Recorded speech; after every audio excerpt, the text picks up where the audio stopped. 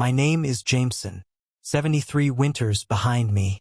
None of them as cold as the silence that fills this house now.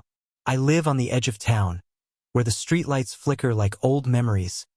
Dim, uncertain, ignored.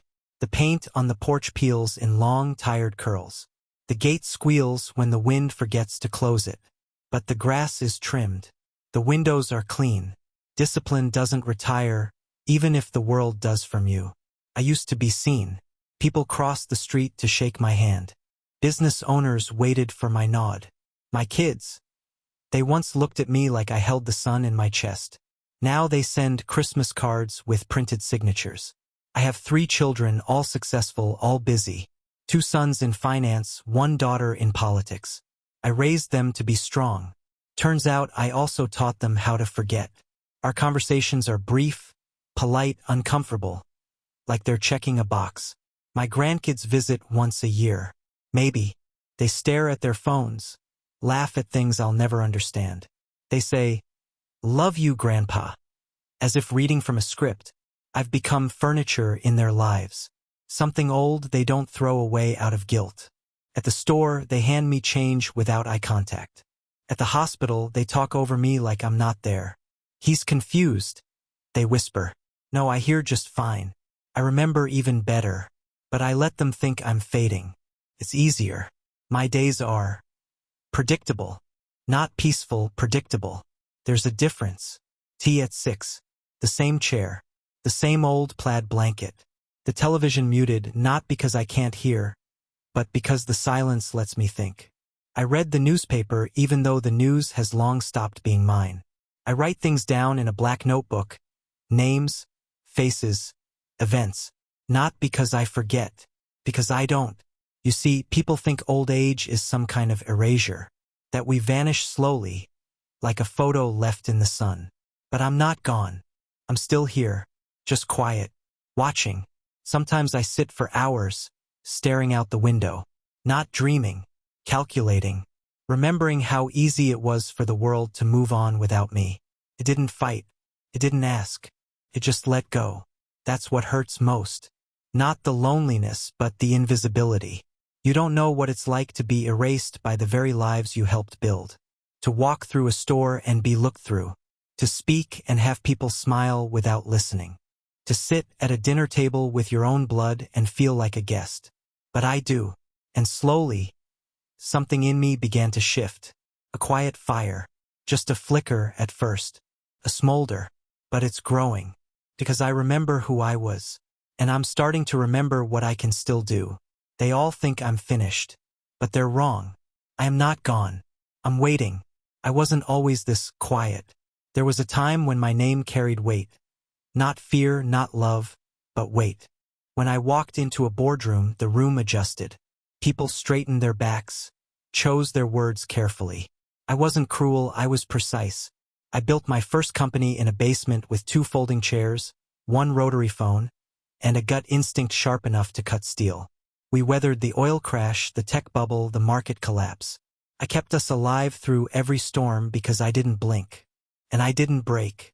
When the banks were closing doors on small businesses, I walked into that office with my children's tuition letters in one hand and my business plan in the other. I didn't beg. I negotiated. When my wife got sick, God, that woman, that iron soul wrapped in warmth.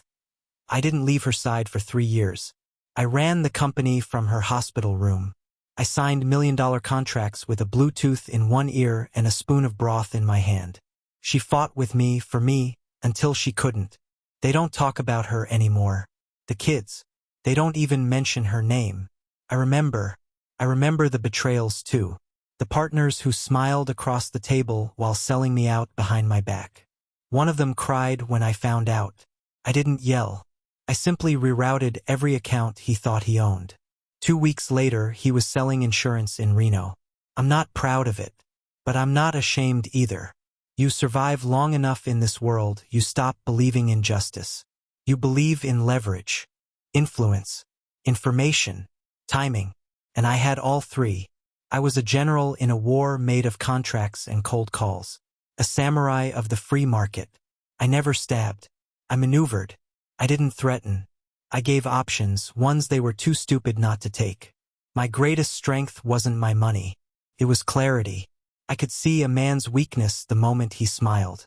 And now I can't get my son to answer the phone. The same boy I bailed out of tax trouble in 2008. The one who wept at my feet because he couldn't lose the house.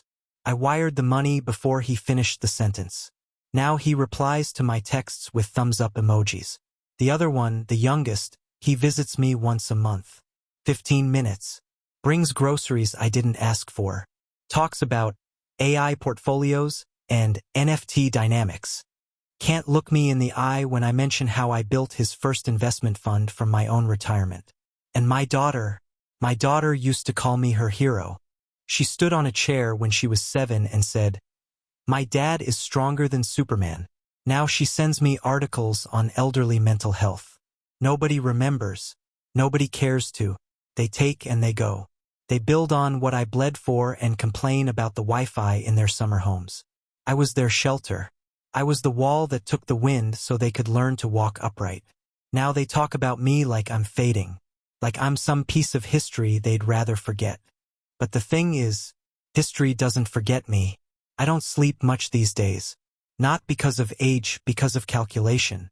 Patterns emerge at night. Faces become puzzles I already solved once before. I can feel the old instincts coming back. It's not rage. Rage is loud.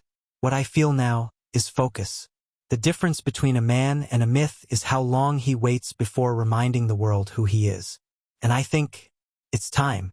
It's not the big betrayals that hurt the most. It's the tiny ones. The ones that hide inside normal moments. Quiet, casual acts that slice just deep enough to bleed without leaving a scar. Last week, I called my oldest son, just to talk. It rang 4 times, then voicemail. No callback. 3 days later, I saw him on television, speaking at some conference about generational responsibility. He said, "We stand on the shoulders of giants." Funny, he never calls his. My grandson, Jamie, the smart one, the one who used to build robots out of cereal boxes, came by last month. I asked him to help me reset the Wi-Fi. Simple request. He sighed, rolled his eyes. "Can't you just Google it or something, Grandpa?" Then he laughed, like I was a cartoon. I asked him to sit with me. 10 minutes. I even made his favorite sandwich. He took a bite and said it was too old man flavored. Too old man flavored. I didn't know pain had a taste until then. At the clinic last Thursday, I sat in the waiting room, 20 minutes early like always. I wore my best coat, the one with the brass buttons, just to feel a bit like my old self. The receptionist looked at me like I was confused, like I must be lost. She leaned over and said too loudly, "Do you know where you are, sir?" Yes, I know exactly where I am. I'm in a world that doesn't see me. The doctor called me in. Didn't even look up from the chart. Asked if I was still living alone and functioning. Functioning. Like I'm some broken appliance they haven't thrown out yet. I tried to ask him about my medication. He waved a hand. "We'll have the nurse explain it. You probably won't remember anyway." I remembered. I remember everything. And when I dropped my shopping bag on the street 2 days ago, apples rolling, plastic splitting, 3 people walked past. One even stepped over an orange, as if I were part of the sidewalk. The 4th person stopped. She looked down, young, maybe 20. I thought maybe she'd help. Instead, she smiled, that pity smile, the kind that says, "Poor old man." She said, "You should have someone do this for you." I said, "I used to carry companies." She didn't get it, but I did. I went home, took off my coat, sat in my chair. I didn't turn on the TV. I opened the notebook, black leather, heavy, with a pen tucked in the spine like a knife. I turned to the most recent entry. I wrote, November 12th, Jamie, Wi-Fi incident, dismissive, arrogant tone, check internship source. November 14th, Dr. Remley, patronizing, suspected misdiagnosis, investigate malpractice cases. November 15th, Caroline, receptionist, humiliation, overcompensation of tone. possible training gaps. Each page bleeds with names, notes, moments they thought I would forget. But forgetting is a luxury of the young. Remembering is all we old wolves have left. They think I'm just enduring. But no, I'm accumulating. Every look, every smirk, every dismissive wave. It fuels something ancient in me. Not anger. No, that would be too easy. This is precision. This is pressure building behind the dam. And every day the cracks get wider. The funny thing is, they gave me the gift of invisibility. And now they won't even see it coming. It happened on a Tuesday. Gray sky, brittle air, wind that carried old leaves and older regrets. I was walking home from the pharmacy, 2 paper bags in each hand, filled with the pills they think keep me manageable. The first bag ripped. Then the second. Bottles scattered across the pavement like dice on a losing table. My back gave out. I went down, slow, clumsy, humiliating. My knees hit first. Then my hand, skin against concrete. I saw 1 pill bottle roll into the gutter. People stared. Not one moved. A woman passed, talking on her phone. A man in a business coat looked at me, eyes sharp with judgment. Then came the sound. Laughter. A boy, maybe 17, pointed at me and chuckled. I heard him say it, clear as a bell through the fog in my brain. Damn. Nobody needs that guy anymore. It wasn't the first time I heard something like that. But this time something broke. No, not broke. Shifted. There was no fury, no yelling, no bitter comeback. Just silence. Not the passive kind. Not surrender. This was the silence before the storm. The kind of silence that fills a room before the executioner enters. I stood up without asking for help. Gathered what I could. Left what I couldn't. And I walked home. Step by step. With each step, the weight in my chest changed. It wasn't sadness anymore. It wasn't pain. It was focus. Cold. Mathematical. Like slipping back into a mind I thought I'd buried with my business suit. The house welcomed me like a tomb. Still. Familiar. Waiting. I went to the hallway. Opened the panel behind the coat rack. The safe was still there. I spun the code. Click. Click. Click. Inside, a satellite phone, my old leather planner, a key to a locker in Denver, a flash drive in a steel case, and the notebook, the first one, the one from back then, the one I hoped I'd never need again. I carried it to the kitchen table, sat under the yellow light, and opened it. Inside were names, numbers, debts, secrets, people I helped, people who owed me, people who forgot who the hell I was.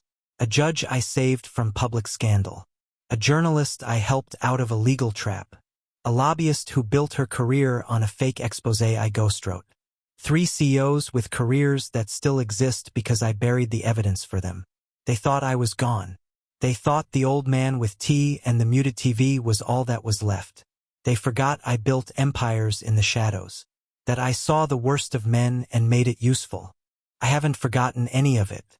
I pulled the chair back, sat down, placed the black notebook next to the old one. Then I opened a fresh page, wrote a single word. Initiate.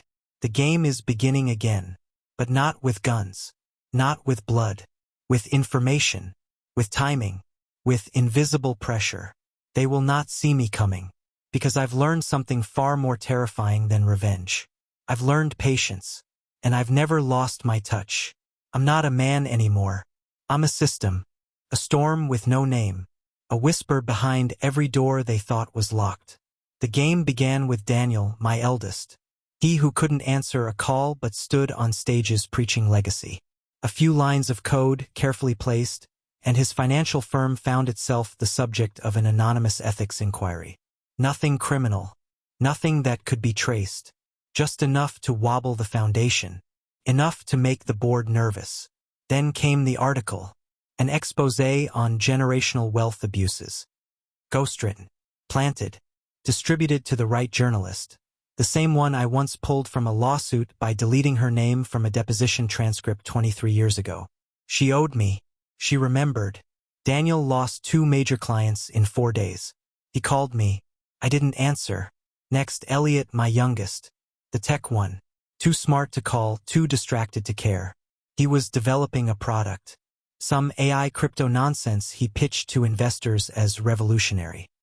I had someone quietly leak an early beta build, flawed and unstable, to a competitor. They launched first. Elliot's startup plummeted in value. His co-founders panicked. His investors pulled out. And then the rumors started about internal data manipulation. Just rumors, carefully fed to just the right ears. He'll survive. But he'll remember this collapse for the rest of his life. He'll look at every shadow and wonder, who? Then came Jamie, the grandson who laughed at me. He had an influencer deal. Some energy drink or NFT garbage. I didn't care. But I knew who ran the agency. I built their advertising framework back when they were still pushing yogurt to suburban moms. One call. Not a threat, a reminder. Jamie's deal disappeared the next morning. Another creator took his spot. He posted a story online. Confused, frustrated, calling it a glitch in the system. It wasn't a glitch. It was me. Across the board, the dominoes began to fall. The doctor who dismissed me got reported to the state board. Not by me, but by an old nurse I helped escape a malpractice lawsuit in '96. She owed me. She remembered. The receptionist who humiliated me was reassigned after an internal audit exposed her fake certifications. That smug teenager who laughed when I fell? His father just lost a city contract due to a conflict of interest. One I helped uncover. Quietly, efficiently. None of it could be traced. None of it felt like revenge. Because I didn't attack. I exposed. They destroyed themselves the moment I held up the mirror. And me? I didn't move. I didn't yell. I didn't raise a fist. I just orchestrated. And now they're starting to feel it. My phone rings more now. Daniel wants to visit. Elliot sent me an "Are you okay?" message with a sad emoji. Jamie posted a photo of us from years ago, writing, "Miss you, Grandpa." But they don't know. They don't understand. This wasn't about vengeance. This was about clarity. This was about balance. They forgot who I was. I reminded them, not through punishment, through consequence. It's quiet again, but not the same quiet as before. This one isn't hollow. It's deliberate. There are voices in the house now, tentative, unfamiliar. My children gathered yesterday for the first time in years. Not for a holiday, not for a birthday. They came without being asked. Something in the air had changed. They could feel it. They just couldn't name it. Daniel tried to sit across from me at the table like it was still his house. He brought a bottle of scotch, the expensive kind. I didn't drink, just watched him fidget with the cap. Elliot paced in the hallway, phone in hand, pretending he wasn't nervous. My daughter, Claire, hovered near the window. She didn't speak much, but her eyes stayed on me, like she was searching for the man she once believed I was. The grandchildren came too. Forced, probably. They stood awkwardly near the door like visitors at a museum. Looking, not touching. And none of them could say it. None of them could ask what they really wanted to know. Was it you? I said nothing. Silence is a weapon when you know how to wield it. After dinner, if you could call it that, they sat together in the living room. Not as a family. As witnesses. To something they couldn't explain. They didn't argue. They didn't scroll their phones. They just sat. Jamie looked at me with something I hadn't seen in his eyes before. Not fear. Recognition. He saw something now. Maybe not the full truth, but enough to know he never really knew me. And I let him look. I didn't need apologies. I didn't want forgiveness. I just wanted them to see me again. When they left, one by one, I didn't walk them out. I returned to my chair. To my quiet. I reached for the notebook. The black one. The pages were full now. Crossed out names. Closed loops. And at the bottom of the last page I wrote, they remembered. Not who I was. Not what I built. They remembered that I still exist. And that is enough. I closed the book. Not with peace. Not with pride. With precision. Because this wasn't rage. This wasn't wrath. This was a lesson. One day they'll grow old. They'll sit in their chairs under flickering lights, and they'll wonder if their children will remember who carried the weight before them. And maybe, just maybe, they'll remember me. Not with love, not with hate, but with respect. And for a man like me, that's all I ever asked for. Subscribe and like this video, more interesting revenge stories of elderly people coming soon.